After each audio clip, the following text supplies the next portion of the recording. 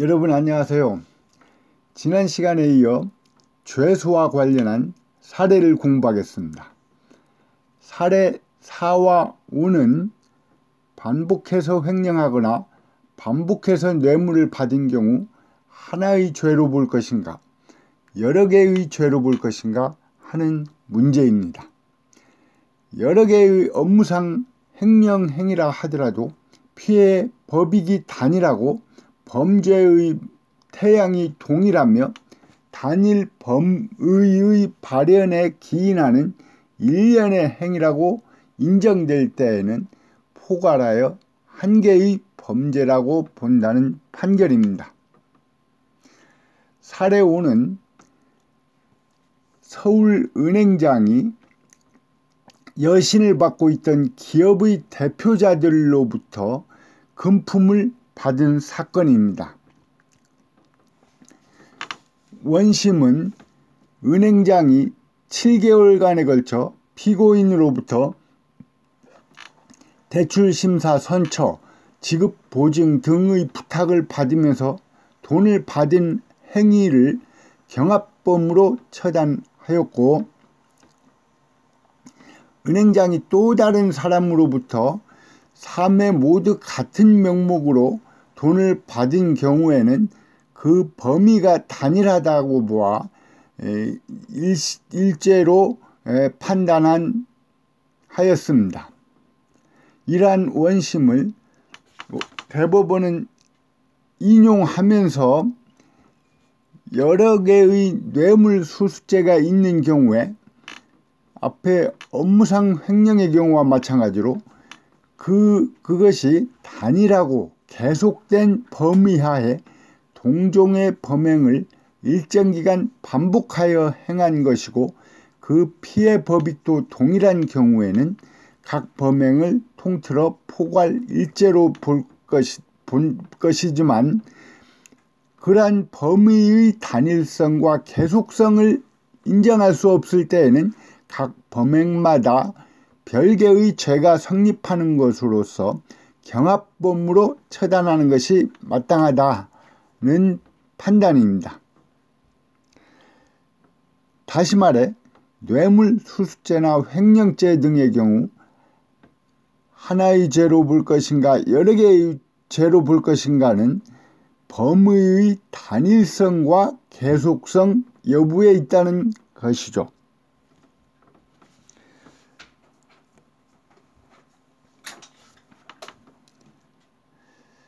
사례 6은 상상적 경합범의 사례입니다. 상상적 경합은 한 개의 행위가 여러 개의 죄명에 저촉되는 경우라고 했죠. 피고인이 합동연설회의에서 허위사실을 적시하여 다른 후보자를 비방하는 연설을 하는 경우에는 형법의 명예훼손죄와 공선법의 후보자 비방죄 두 개의 죄에 상상적 경합의 관계가 있다는 것입니다. 다시 말해서 형법상 명예훼손죄도 되고 공선법상 후보자 비방죄도 된다는 것입니다. 이 경우 둘 중에서 무거운 형으로 처벌하는 것입니다. 사례 7은 실체적 경합범의 사례입니다. 경찰관이 사행성 게임장 업주로부터 뇌물을 받으면서 뇌물을 준 사람의 자녀 명의의 현금 카드로 받은 경우에는 그 경찰관에게 범죄수익규제법 위반죄와 특가법상의 뇌물죄가 성립한다. 그리고 이 두 죄는 실체적 경합범의 관계에 있다 하는 것입니다. 이 경우에는 가중처벌하거나 병과한다고 형법에 되어 있습니다. 사례 7은 한 개의 범행이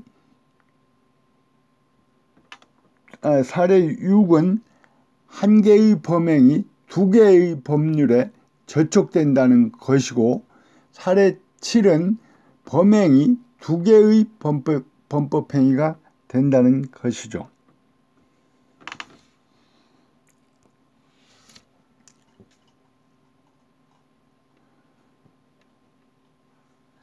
상습범과 누범은 서로 다른 개념입니다. 대법원은 행위자 책임의 형벌 가중의 본질이 있는 상습범과 행위 책임의 형벌 가중의 본질이 있는 누범을 단지 평면적으로 비교해서 그 경중을 가릴 수 없다고 판단했습니다. 대법원 판례에 따르면 누범의 처벌은 상습범보다 무거울 수도 있고 같을 수도 있다 하는 것입니다.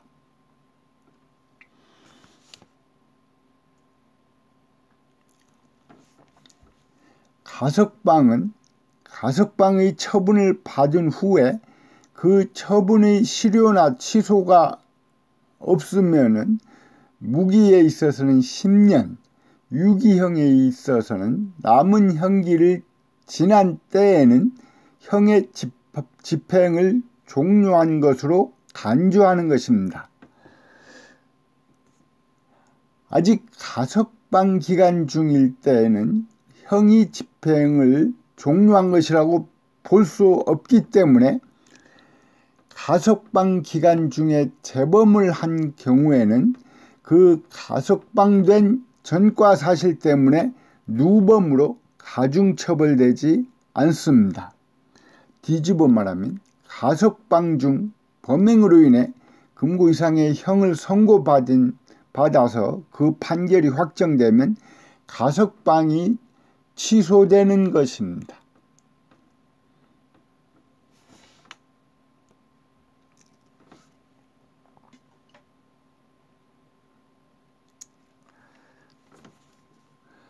특가법을 적용하기 위한 요건으로서 요구되는 과거 전과로서의 징역형에서는 소년으로서 처벌받은 징역형도 포함됩니다. 즉 절도죄의 소년범으로서 한 번 그리고 성인범으로서 두 번 각 징역형을 선고받아 그 집행을 종료한 후 누범 기간 중에 또다시 절도 범행을 저지른 경우에는 누범을 모두 포함을 한다는 대법원 판결이 있습니다.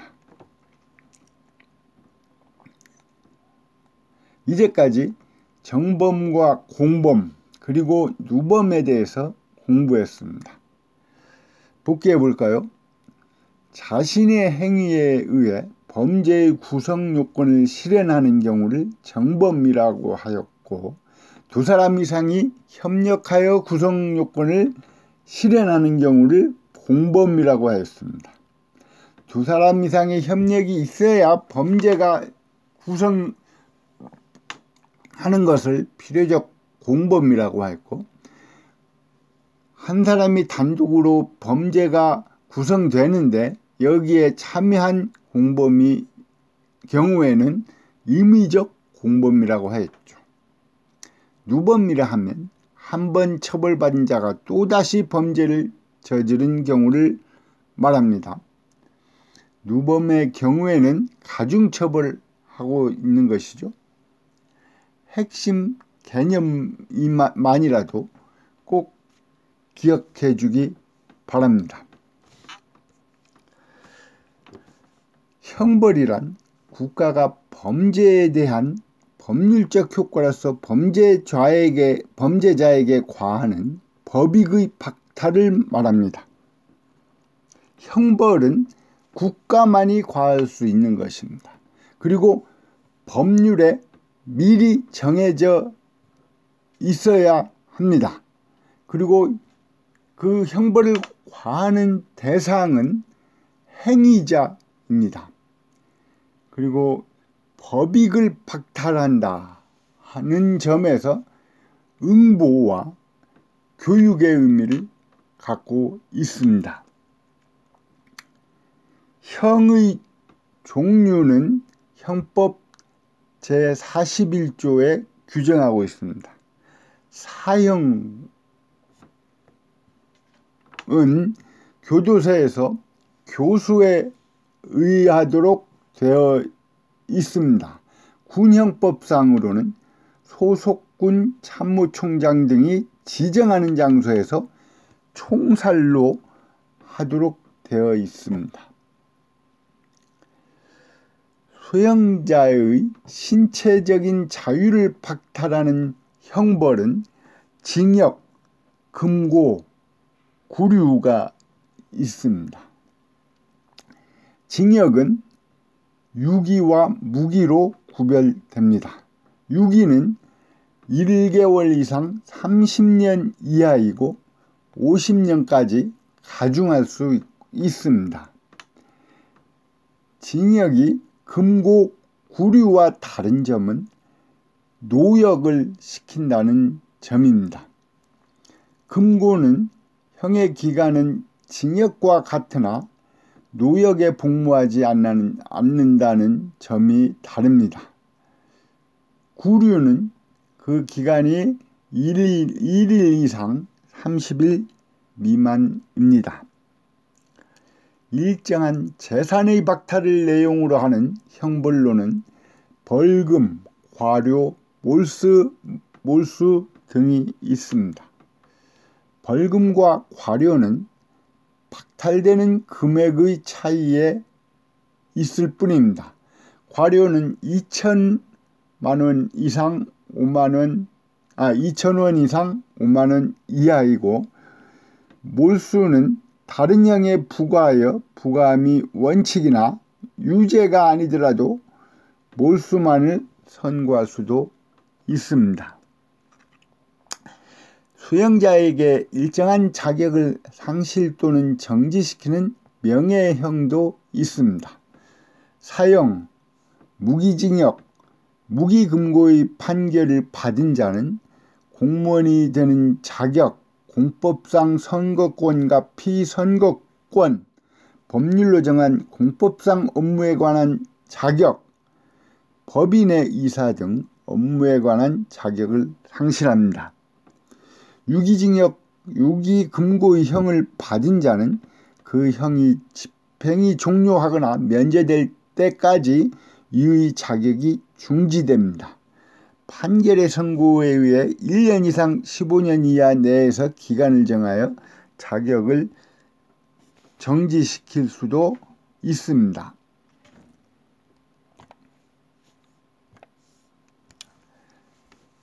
현행 형법상 형의 가중은 법률상 가중만 인정하고 재판상 장량 가중은 인정하지 않습니다. 법률에서 정한 경우에만 가중을 한다는 것이, 일반적인 가중 사유는 경합범, 누범, 특수교사, 특수방조의 가중이 있습니다. 형의 감경은 피고인에게 유리한 것이므로 법률상 감경과 재판상 감경이 모두 가능합니다. 법률상 감경에도 꼭 해야 하는 필요적 감경과 재판관의 판단에 맡기는 임의적 감경이 있습니다.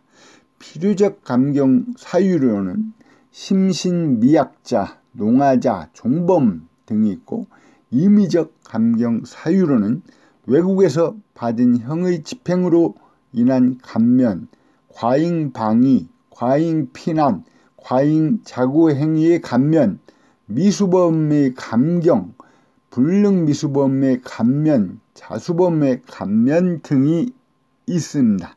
재판상 감경은 법률에서 정한 감경 사유가 없더라도 법원이 범죄의 정상을 참작할 사유가 있는 경우에 형을 감경하는 것입니다. 예를 들면 범인의 나이, 성행, 지능, 피해자와의 관계, 범행의 동기, 수단, 결과, 범행의 정황 등을 참작할 수 있겠죠.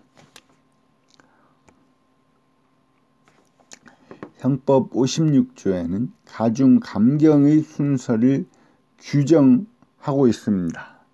참고하기 바랍니다.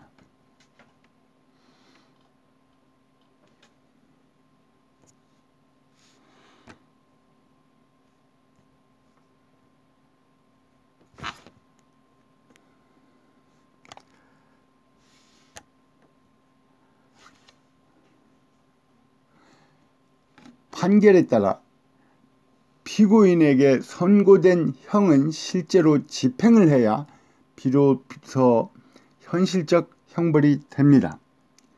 형법은 형의 집행에 관한 실질적 방법만 규정하고 형의 집행 절차 등에 관해서는 형사소송법 및 행형법에서 규정하고 있습니다. 군사범죄에 대해서는 군사법원법과 군행형법에서 규정하고 있는 것입니다. 형의 집행은 그 재판을 한 법원에 대응한 검찰청 검사가 지휘하고 원칙적으로 판결 확정 후에 집행합니다. 사형의 집행은 법무부 장관의 명령에 의합니다. 실제로 형을 집행하는 사람은 교도관, 집달관입니다. 옛날에 교수형이 있을 때 목을 치는 사람을 망란이라고 했었죠. 군사법원법상의 형 집행은 그 재판을 한 군사법원이 설치된 부대의 군검사가 지휘하고, 사형은 국방부 장관의 명령에 따라서 집행합니다.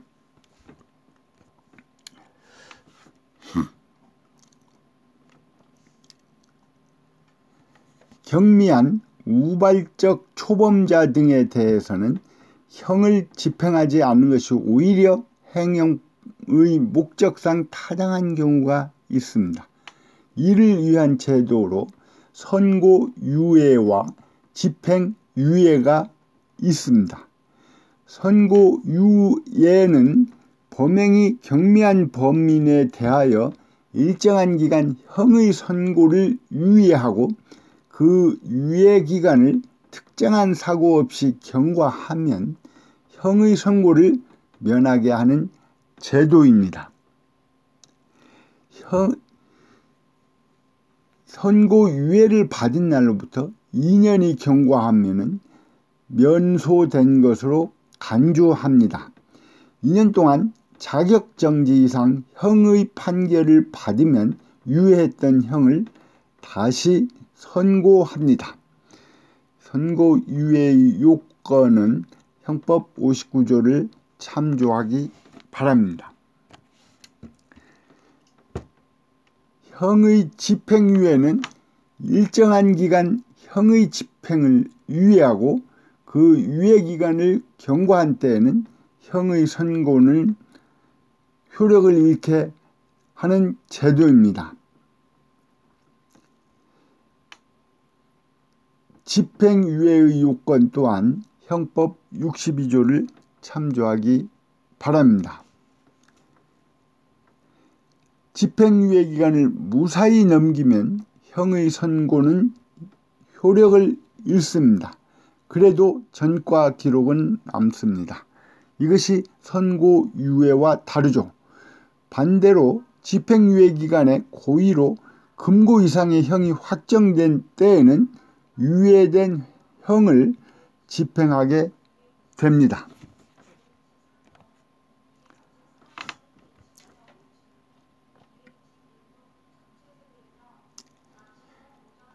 가석방은 자유형을 집행받고 있는 자가 개전의 정이 현저하다고 인정되는 때에는 형기 만료 전이라도 조건부로 석방하는 제도입니다. 이는 형기 중 재사회화의 길을 터줌으로써 사회 복귀를 용이하게 하는 제도입니다. 가석방된 자는 특별한 경우를 제외하고는 가석방 기간 동안 보호 관찰을 받게 됩니다. 가석방 기간이 종료되면 형의 집행을 종료한 것으로 간주합니다. 즉 무기형은 10년, 유기형은 남은 형기가 가석방 기간입니다.